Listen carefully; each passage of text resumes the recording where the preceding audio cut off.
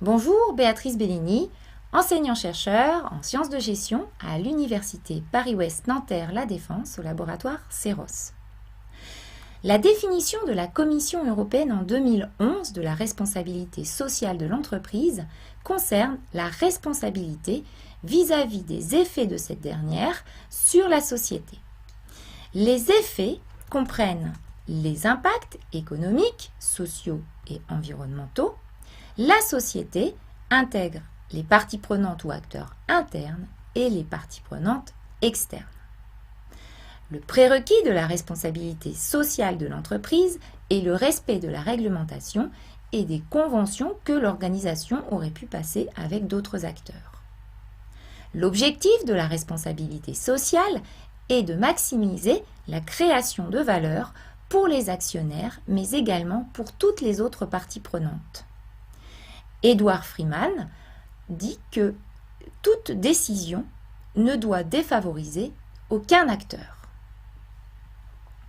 Il est intéressant de se pencher sur ce que recouvre le terme valeur. C'est effectivement la valeur économique, mais également la valeur environnementale et la valeur sociale. Cependant, il est utile de souligner que la valorisation des bénéfices environnementaux et sociaux est aujourd'hui déficient et qu'il est nécessaire de développer des travaux sur le sujet. La mise en place de la responsabilité sociale de l'entreprise consiste à intégrer les enjeux dans la définition de la stratégie de base de l'entreprise. Cela ne doit pas être fait en parallèle, mais réellement conditionner la prise de décision. Ainsi, le cœur de métier de l'entreprise est directement touché, notamment par le développement de produits et services innovants ou la mise en place de modèles d'affaires contribuant au bien-être de la société. C'est un point important car dans sa définition, la Commission européenne insiste sur le fait que l'entreprise est avant tout un bien social et que son objectif premier est la satisfaction des besoins des individus.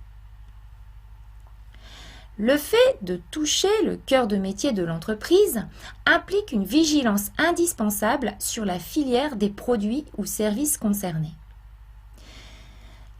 L'objectif est alors de minimiser les risques en maîtrisant au mieux la chaîne d'approvisionnement. Un nouveau concept se développe, celui de chaîne de valeur étendue, avec 3 périmètres. Un élargissement de la valeur économique à la valeur environnementale et sociale, un élargissement du périmètre à tous les acteurs de la filière, on parle alors de co-construction nécessitant une transparence et une confiance entre les partenaires, un élargissement à tous les territoires impliqués dans la filière, on parle de solidarité interterritoriale. Enfin, un dernier point important est la gouvernance. De plus en plus est évoquée la notion de responsabilité sociale des organisations. En effet, l'entreprise n'élabore pas sa politique de manière indépendante. Elle n'est pas seule et sa décision est conditionnée à un écosystème d'acteurs regroupant les autres entreprises, les organismes publics, parapublics, les associations, les citoyens qui ont des échelles de priorité différentes. L'enjeu est alors de trouver la meilleure des combinaisons pour tous. Bonne journée!